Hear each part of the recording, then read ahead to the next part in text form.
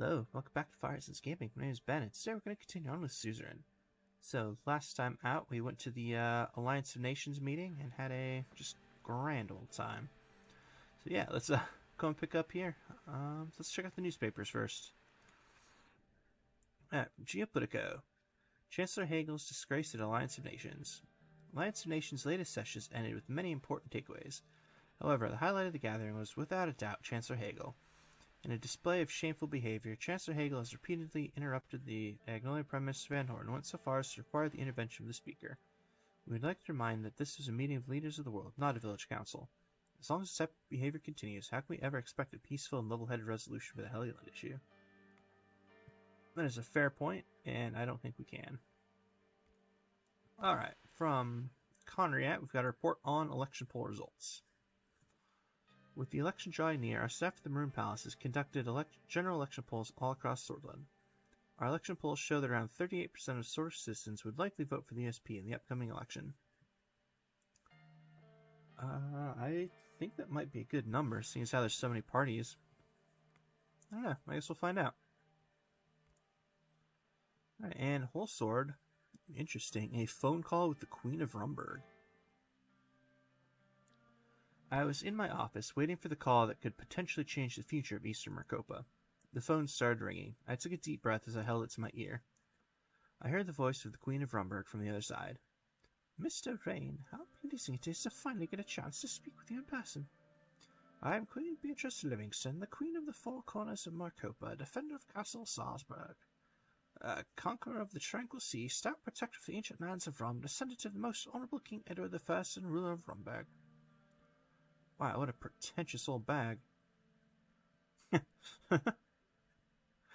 Am I supposed to be impressed? Indeed, you should be. Now, given the circumstances, I never thought I'd be giving you a personal phone call, yet here we are. Even after what Swordland has done, I'm showing you my willingness to talk instead of cutting off communication.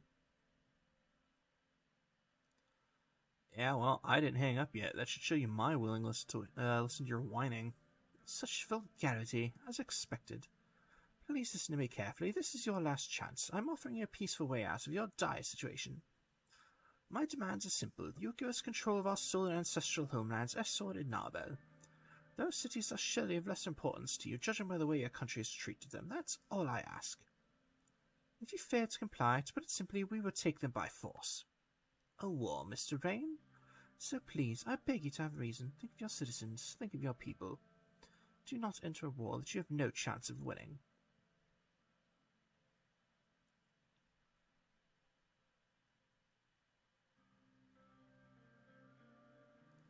You dare insult me? Your time is over, your highness. Along with your country, I'll see you on the battlefield. A pity, really. At least my conscience is clear. I have given you a chance and you have refused. You have failed your people. War it is, then, Mr. Rain. You will regret your decision until your last breath. The line dropped dead. And just like that, the Rumberg War had begun. Perfect. Alright, journal, just, refuse to surrender to Rumberg. Fantastic. Alright, so we got a report from Rumberg. Rumberg closes all diplomatic channels. Rumberg closed all diplomatic channels of Swordland and blocked all incoming and outgoing communication. Our intelligence and army reports that the troop movements in the border are indicating preparation for an invasion.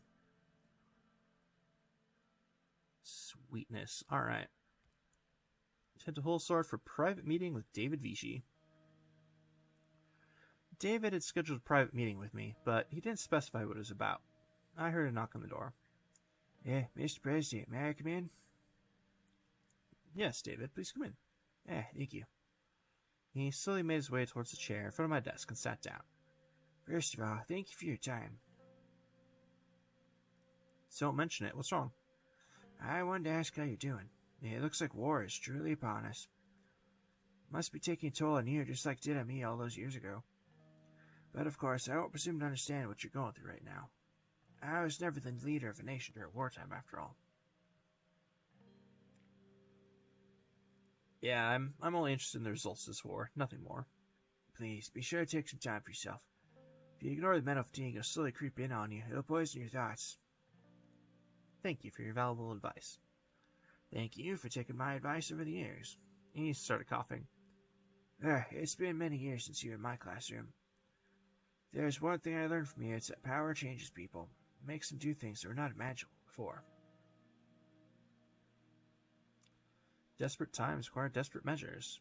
That is correct, but sometimes the ends do not justify the means. David coughed again, this time for longer. I overheard a conversation the other day near a newspaper stand. It piqued my interest, so I kept listening. They were talking about you. They were saying that you were trying to establish a post-Solus dictatorship. They called you a true authoritarian. What do you think about that?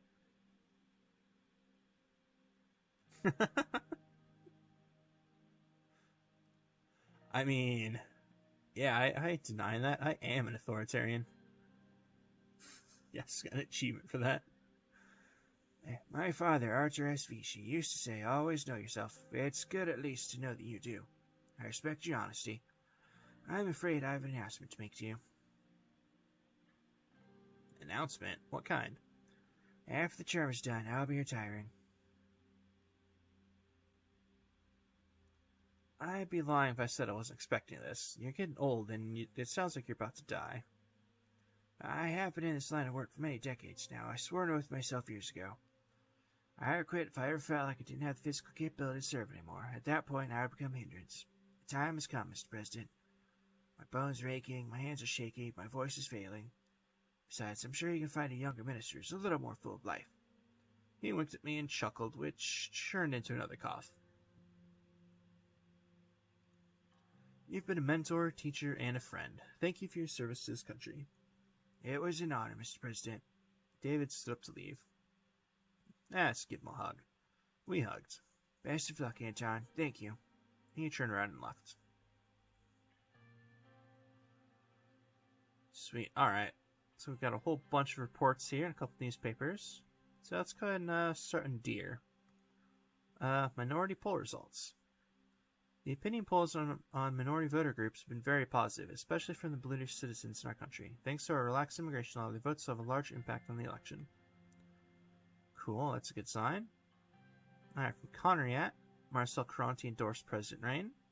Swordfish media mogul and businessman Marcel Caronti has officially endorsed us to be the next president of Swordland. Mr. Caronti's wide range of connections and new media power, we expect more votes in the upcoming election. Fantastic. And from Benfey, Vice President Gilad shines during campaign. Our Vice President, Lucien Gilad, has been hosting massive rallies trying to sway both conservative and reformist voters, while also trying to attract new undecided voters. Fortunately, the great and extraordinary oratory skills of the VP has led to many new voters to flock to the SP. The VP is shining while expanding the potential voter base. Alright, well that's all pretty cool. Alright, looks like that is all the reports. Let's check the news. Got two of them here from Geopolitico. So first up, Swordfish Foreign Minister retires. David Vichy, Swordland's foreign minister, has announced he'll be retiring at the end of President Anton Rain's first term. Son of Swordland's first president, Vichy has enjoyed a long and fruitful diplomatic career, served as something as a mentor to President Rain during his student days. Rain administration has not yet announced a potential replacement for Mr. Vichy should Rain be elected to a second term. Alright, and Rumberg possesses nuclear weapons. During the Alliance of Nations session, President Rain has claimed that Rumberg possessed nuclear weapons. Today, the investigation committee tasked by AN has found evidence that President Rain was in fact saying the truth. Rumberg has nuclear weapons. So what does this mean for Eastern Marcopa? In the region, Rumberg has always been one of the strongest military powers, also one of the most threatening, which secures them the position of being a key player. Possession of nuclear weapons by such a country not only threatens their neighbors and longtime rivals Swordland, but also nations that are further away from their immediate reach.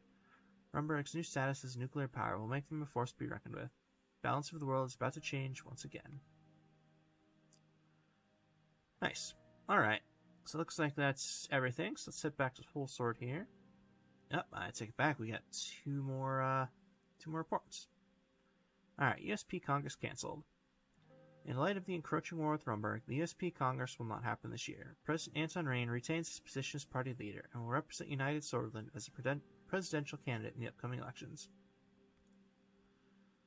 Cool, and existence of nuclear weapons in Rumberg confirmed. And intelligence confirmed that the information from the Rumbergian whistleblower was true. Rumberg does have nuclear weapons capable of threatening Swordland and Eastern Marcopa. The Alliance of Nations ratified a barrage of sanctions on Rumberg by the member states. Fantastic. Alright. Now let's hit the next story beats. Friday afternoon in the office. The door opened and Lucien entered. Mr. President, there's a problem. Ah, jeez, what is it now? Some cabinet members said they wanted to speak to you urgently. They're in the White Room. Please follow me. We started walking. Do you know what it's about? I was just told to come get you, sir. I opened the doors. We entered the White Room. I looked around. Ciara and Nia were standing near the table with their arms crossed. Pascal looked incredibly stressed. He wiped off his sweat. So, what do you want? Mr. President, I'll cut to the chase. We're here to let you know we are handing you our resignations. I see. You're trying to sabotage me before the elections. That is not why. We simply cannot go on anymore after what happened. So you're just betraying me, then? This is nothing as grandiose as betrayal, but I suppose we owe you our reasons. Why don't we talk a bit about your reforms, or how you deceived your cabinet and your entire country? Deceived? I brought reforms when no one else could. By giving yourself more power, by exploiting the law, you were delusional. There were other high-priority issues we had to handle. What is more important than education, attending unnecessary speeches, shaking hands with priests? Even though you acted against the epidemic which saved millions of souls, I cannot and will not stand your abuse of power. The things you did behind closed doors shook me to my bones when the news came to my knowledge. You may have your reasons, Mr. President, that it is for the greater good, but the same lies in reasoning will simply lead to more atrocious actions. I have had you my resignation once the term is done, Mr. President. I took a deep breath, looked at their determined faces. I accept. Get the hell out of here. Ministers left, and I took a seat alone in the White Room. Ciara was too radical for this country anyway. Nia was a great minister of justice with a good track record. Pascal's heart was in the right place, and it's sad that he's leaving.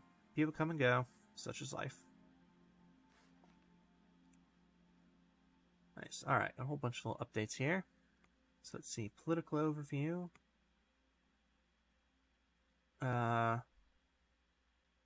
Something changed in the judiciary. I'm not really sure what.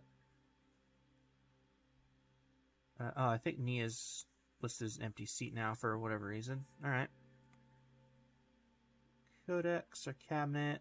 It says Nia Morgna. Just say she resigns. Yeah, just that she resigned. Cool. Whatever, I don't care. Alright, let's hit the news. The whole store post. Wave of resignation, strike Reign administration. According to Marine Palace Insider, several key members of Reign's cabinet approached me yesterday to hand in their resignation letters. It is not yet known who resigned, for what reason they did so, or when these resignations are set to go into effect. But this event, combined with everything else that has been going on, is unfortunately likely to cripple Reign's election chances. And Lockhaven Times, future of Reign's cabinet. Following last week's shocking resignations from the cabinet, eyes turn to President Reign as his term is approaching its end. He's certainly not in a favorable position with a considerable number of empty seats in his cabinet. No selections for the vacant seats have been announced yet, however. The timing bears a lot of questions about the stability of the administration. This is, with that, going to have a major impact on the election as President Reign is gearing up towards his possible second term. Cool. I mean, I'm pretty sure, like, no matter what you do, someone's going to resign. I mean, other than David, obviously, because he'll always resign, I think. But that's fine. I don't care. I think we're still in a good position here. So yeah, let's head home for some dinner. With the election looming and war on the horizon, I'd practically been sleeping in my office lately, but tonight I made a deliberate effort to get home early. Franck was coming to dinner for the first time in months. I had told everyone I wanted a family supper, just like in the old days. Monica had promised to cook something special. I didn't know if it was my imagination, but there seemed to be more guards outside my complex than usual. I hurried past them, went inside, and locked the front door behind me. I heard footsteps coming my way. Hi, Papa. Tiana, how was school today? Tiana shrugged. I won a prize at the handicrafts fair. Mama didn't seem to care that much, though. Well, I care. That's awesome. Tiana smiled and pointed to the kitchen. Mom isn't there. I've got to do some homework before dinner. I followed her with my eyes as she went upstairs. She was starting to look more and more like her mother. I stepped into the kitchen. Monica was stirring a pot on the stove, her back turned to me. Smells delicious. Monica whirled around in surprise. She realized it was me. She smiled, gave me a kiss on the cheek. Sorry, Anton. I guess I've been on edge lately. Why don't you go fix yourself a drink in the living room? I'll let you know when dinner's ready. I sat down in the living room, poured myself a bit of whiskey, and flipped through one of Monica's women's magazines. It took me a second to realize Monica herself was on the cover. The headline, Swordland's Woman of the Year. Suddenly, Franck burst through the door. Sorry I'm late. I was with Shayna. We were, studying. He flung his backpack in a corner and sprawled out in a chair. I hope you're being careful. Don't you worry. I've seen what Father does to a man. Franck smirked. He looked like he was about to say something else, but then Deanna came down the stairs. Franck! Hey, Pipsqueak. The two of them ignored me for a moment and started chatting away about their schools. Monica appeared in the doorway and smiled warmly at the sight of the three of us. Dinner's ready. Three of us gathered around the dining room table. Monica ladled out the bowls full of Zoblev. The stew tasted as good as it smelled. Just raised my glass, I guess? I don't know. I raised my glass for toast. Monica, Franck, and Deanna slowly followed suit, looking puzzled.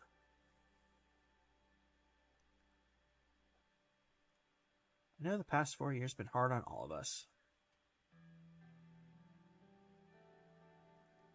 I was so busy focusing on the needs of the Sword's people that I sometimes forgot about Swordland's most important people, my own wife and children. I hope I can make it up to you someday. Monica's eyes were shining.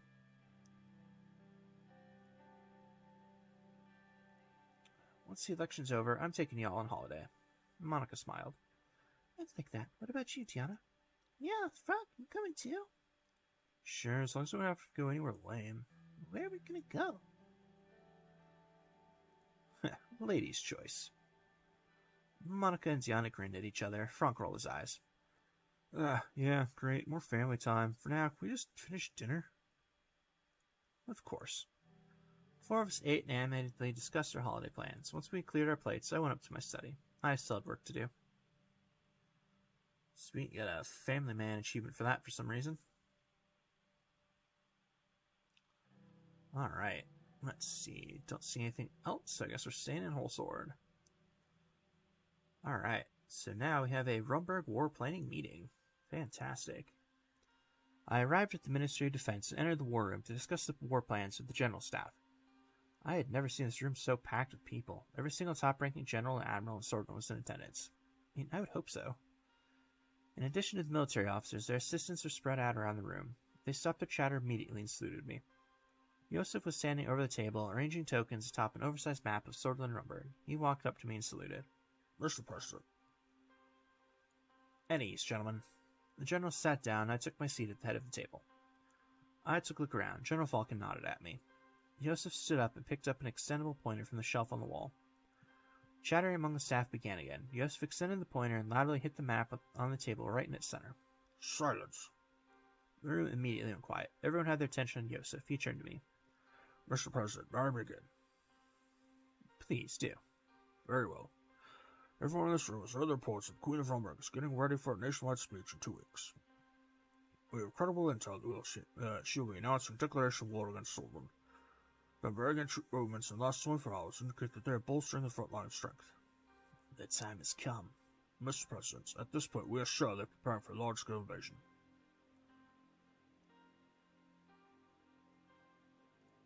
This will surely make us the enemy of the Queen, but if we triumph, she won't be matter enough for us to worry about. She's out for blood, that's for sure. They think they'll emerge victorious. Then let's prove it wrong. Give it to me straight. What are the odds of success? Odds of success? Let me tell you something, Mr. President. Rumberg doesn't have any idea what or who they're dealing with. We will destroy their armies and send them back to whatever hellhole they came from. Some of the generals laughed. Rest assured, Mr. President, I'm more than confident that we will win. Alright, all. How soon do you think they'll commence the attack? Judging from their movements and the inside information we've received, we have 2, maybe 3 weeks if we're lucky. There's a collective gasp from some of the general's assistants. How's their military strength compare? The estimates put their active military personnel around 900,000 to 1 million. Meanwhile, we have approximately 200,000 soldiers on the ground. As for Air Force, our Smiths put the number of aircraft in their fleet at around 700. We have approximately 410 planes, of which 140 are state-of-the-art jets. Our fleet currently totals up to 60 ships and approximately 60,000 sailors. Fortunately, the main theater of this war will be on land, so the Navy will have limited impact. In particular, they will try to block our seaports, reducing our trade and disrupting our supplies. Meanwhile, Rumberg has around 110 ships, including our latest intelligence reports, high-tech submarines as well. Regrettably, we don't have an estimate of how many submarines they have. And the Queen has ensured her royal submarines are under state security. Thus, intelligence officers are having a hard time spotting them. Overall, their numbers may seem superior, but I'd like to remind everyone that wars are not won with numbers alone. Yosef glanced over at the generals and stopped at Vulcan. He shook his head. I understand the situation. Good. Now we have to talk about our defensive strategy. Let's begin with our land forces. We currently have the First Army deployed at Estor to reinforce the border. This is the place they are most likely to attack from. The Second Army is standing by land for possible assault from the north. The Sixth Army is currently garrisoned at Narbel, awaiting orders. Due to the potential of invasion, all three armies have been undergoing rigorous drills, especially during the past few months. They are prepared to fight and die for the country, Mr. President.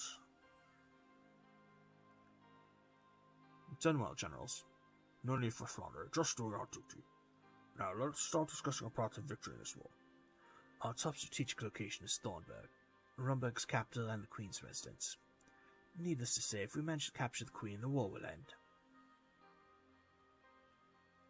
What if she flees first? I'm a proud soldier of Soldier, Mr. President. I'd rather die than give all sword to invaders. I know a prideful person when I see one. If we strike fast, we can capture the capital and Queen before she comes to our senses. Sweet, then what are our chances of capturing the capital? There might be an opportunity to push for Thornburg after we capture Sauber. But we're ahead of ourselves. We'll get to that when we discuss the war plan. Alright, well, can we still win without capturing Thornburg? And if we can't do that, it will become a war of attrition, where we can outlast them depends on our economy. Alright, well, let's move on then. What are the objectives? Aside from Thornburg, the location we must capture to even have a chance to win the war is Sauber. Saarburg is the intersection of Rumberg's complex railway system. If we take it, we'll have more options, both the offensive and defensive.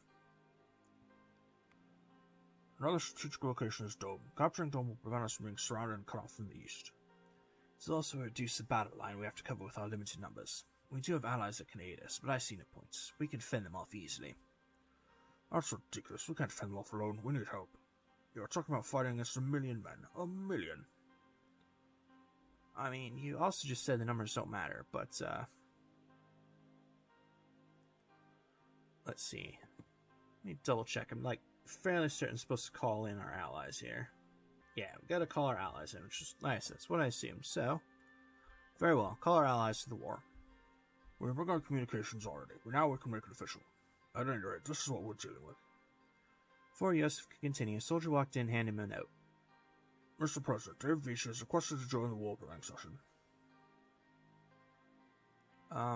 Sure, I guess? Let him in. As you wish. After the soldier left the room, David slowly walked in. He fired off a round of salutes to the generals, then approached me. Mr. President. What are you doing here, my friend? I had a feeling my guidance might be needed. Anton, please allow me to assist you in the war plans. David, you're a diplomat, not a general. Of course I lack the military knowledge of our esteemed generals, but I do know people, Mr. President, especially our own people, and our allies. Beneficial though our foreign partners may be, I would still advise you to keep a close eye on them. I mean, you might be right about that. David gracefully motioned for Yosef to step aside. He was now at the head of the table. I'm sure that our allies will agree to fight by our side. However, depending on our plans or past interactions with them, some may be more committed than others. He has a point, Mr. President. It's worth keeping that in mind. This is exactly why we shouldn't involve them. Then let's move on to our war strategy. Our first objective is taking Sauber. Do continue, General. There are 3 options on the table at the moment. One is to simply dig in into the first wave of attack, then retaliate after they're weakened. Our second option is to launch a full-scale offensive at Saarburg. We'll strike them hard and fast before they have a chance to draw first blood. Which is insane, in my opinion. Our third option is to do a pincer attack to wipe out their forces, then march towards Saarburg.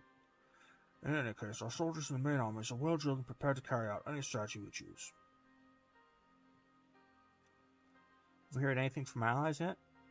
Yeah, President Smollett has contacted us and promised assistance in this war.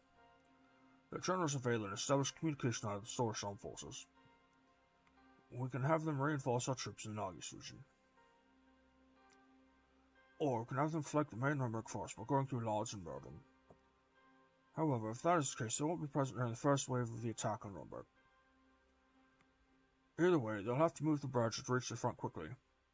There is still animosity between Burge's British population and the Vasic soldiers. However, it won't be a problem if we make a public statement about the dire situation of Sortland. Knowing Smolak, he might just abandon us as soon as the situation gets difficult. After everything I've done for him? Never. One thing at a time, Mr. President. I don't trust the soldiers from Valen. Their troops are disorganized and undisciplined. That is why we managed to defeat them in the past. Our will was stronger than theirs. Agnolia will join us in the war. You just brushed that off. Prime Minister Van Horten contacted us and said that his war target is Dome. If Rumberg annexed Dome in the past, it's only natural that they want their ancestral homeland back now. Can they take Dome on their own? Unfortunately, their chances of success are very low. Honestly, I wouldn't be surprised if Rumberg overwhelms them with the Dome front line. Since our navy isn't strong enough to show them security, the Agnolians will be worried about Vox and ceasing chance to invade Hellion. The Agnolians will likely have half their army defending that goddamn island. That might be a problem. If Rumberg shatters the Agnolian army, they'll have access to island and they can flank us from the east. We can also ask them to join us in the pincer strategy. However, that would leave Agnolia vulnerable from a direct attack from Dome, leaving their capital within striking distance of Rumberg. They'll need to concentrate the troops there hold out against Rumberg's superior forces. Alright, how is digging in and waiting for them to attack a good option? When they launch the initial offensive, our soldiers and tanks will be entrenched in strategic and well-fortified positions. Let them throw their manpower to our impenetrable line of defense. We will grind down their armies that they are so proud of. With their pride shattered, the morale low, and their line disorganized, we will launch an all-out assault to strike the finishing blow. Which makes no sense. You're handing them a time motivation to come with a plan to attack us. They outnumber us, Joseph. With this move, we will destroy, at worst, limit the effectiveness of their advantage. We don't even have the manpower to cover the entire border. We don't have enough resources to fill potential weaknesses. All thanks to you. You are the one who pushed President Rain to remove mandatory conscription. The Gendarmerie can be deployed on the main line as well to support the war effort. There are police force welcome. Their skills will certainly be of use in war, but they shouldn't join the front line as common soldiers. Why can't we just launch a direct assault on Sarberg? If we chose to assault Rumberg, our first step would have our bombers strike them on the front line. More precisely, strategic points on the path to Sarberg from S-Sword. And then our tanks will come in and puncture the defense of Kremsrad, followed up by our soldiers. After we penetrate the line, we will race for Sarberg, threatening an encirclement to their forces, which all sounds much easier than it is. Let me remind you, we are butting heads with an army far larger than us. They can cover weaknesses in their line rapidly, which will leave our troops that are pushing through isolated. Our modernized air force has capacity to accurately strike at the strategic targets across the battlefield. General Kruger, I want to remind you that you were against modernizing Air Force first, and now you see its benefits. I simply use the tools I have, Yosef. Any good general would. Tell me about the least stupid idea. We'll feint an assault on Kremsrad with the full intention of tricking them. Casualties are expected to a certain extent, so that Rumberg does not become suspicious of our real intentions. When they believe they are winning, they'll push for our sword. With a confidence so high, they'll never expect a second army from the east and 6th army from the west, which are holding their striking positions. At the moment they capture our sword, we'll pull the trigger. Our bombers will strike the logistical hubs behind them, after which we will attack S-Sword from all three sides, destroying enemy forces. When Rumberg is covered from resources, Sarberg will be ripe for the taking. That's the time for us to immediately launch a counteroffensive towards Sarberg Degra City. A modernized army is trained and equipped for such a task. The Gendarmerie may have excellent help during our strike at S-Sword. They know every nook and cranny of the city. I'm confident that we will achieve complete victory with my strategy. Cool. Well, I'm ready to choose the first move. What is your decision on the first phase, Mr. President? Alright, so we should be doing the pincer movement, correct?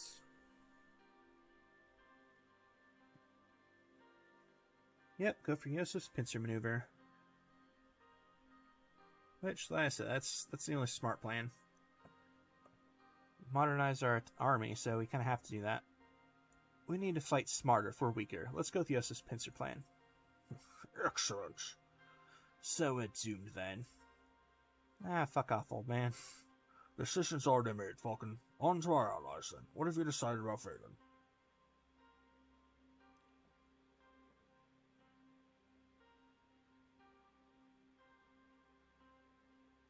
Let's see.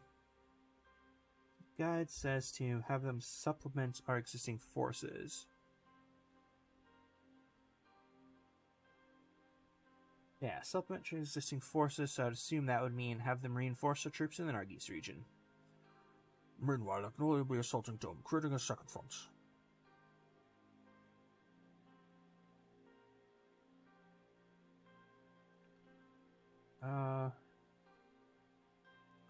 So I guess we should ask them to assist us in the pincer attack.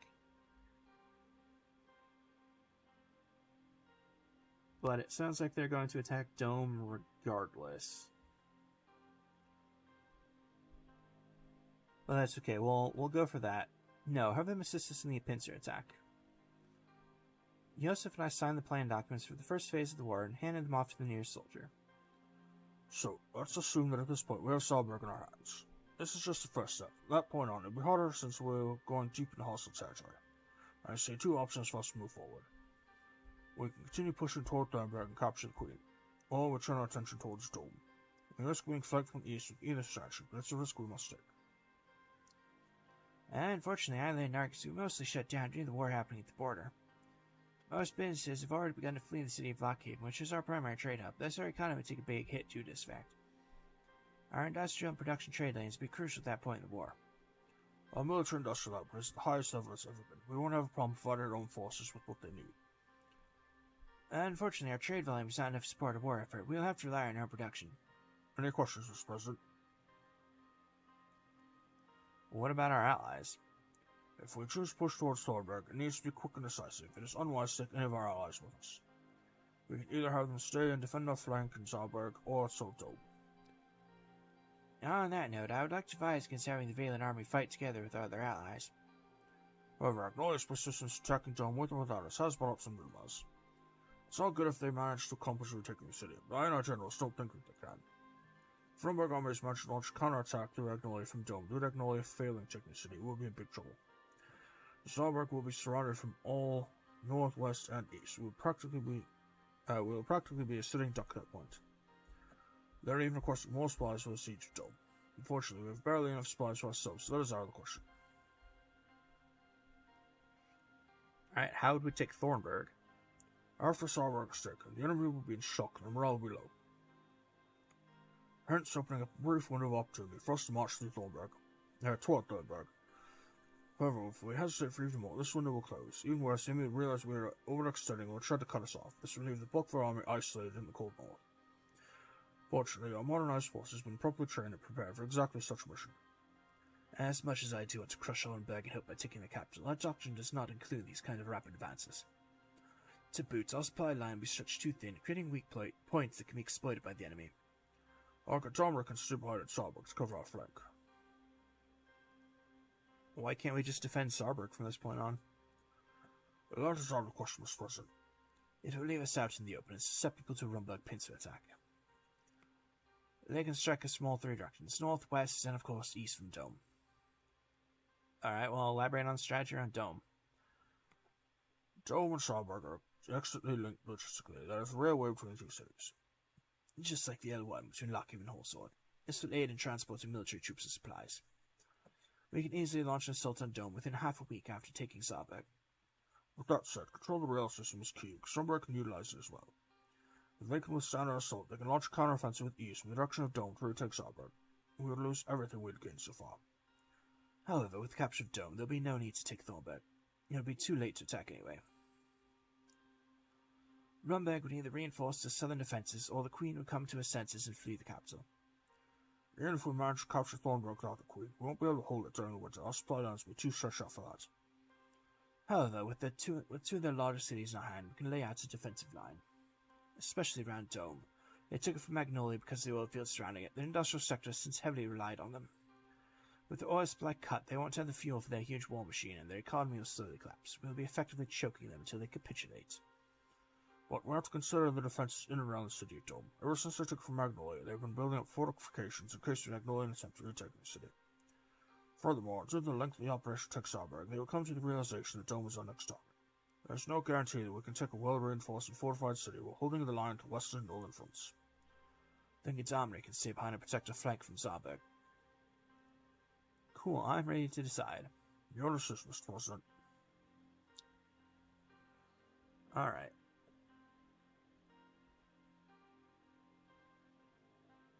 Let me double check the guide. I think we're supposed to go attack Dome next, but let me take a look here. Cool. Alright, I take that back. I totally read this thing wrong. So, for the second part, we're supposed to attack Rumberg's capital. So, we'll do that. We'll march towards Thornburg and end this war with a decisive strike against the enemy. It is decided then. I'm warning you, if Rumberg listens to their well-trained officers, this plan will not work. I'm adding it to our battle plan. Now let us decide on our allies' movements during this phase. What should the Valen army do? Alright, so we're supposed to have Valen stay back to protect our flank. So have them stay in Starburg to cover our back. Magnolia will probably try to assault Dome after they finish assisting us in the pincer attack. And that, gentlemen, is our plan against Rumberg. We only have one chance at victory. If we falter at any point in this war, we'll end this soldier as we know it. Mr. President, we need your executive order to mobilize the forces. Yosef handed me the order and waited for me to sign the document. Its title was Operation Fallen Crown. I signed off. That makes it official then. He turned to the generals in the room. We have work to do. Come back to your posts immediately. The generals saluted and the war room dispersed to begin preparations. Only 2 people were left in the room, me and David. David approached me. Winter or lose, this will be my last great contribution to my country. Let us protect our republic, Anton. For the republic. David gave me a tired smile. He warmly shook my hand before moving toward the door. I stood there alone in the war room, looking at the map of Swordland laid out on the table. Picked up one of the little metal tokens on it and turned it over in my hand. It represented thousands of men who were willing to die for this country, for me. I hoped I would not let them down. Fantastic. Alright, and on that note, that feels like as good a place as any to call for today. So, as always, thank you very much for watching, and I hope to see you all next time.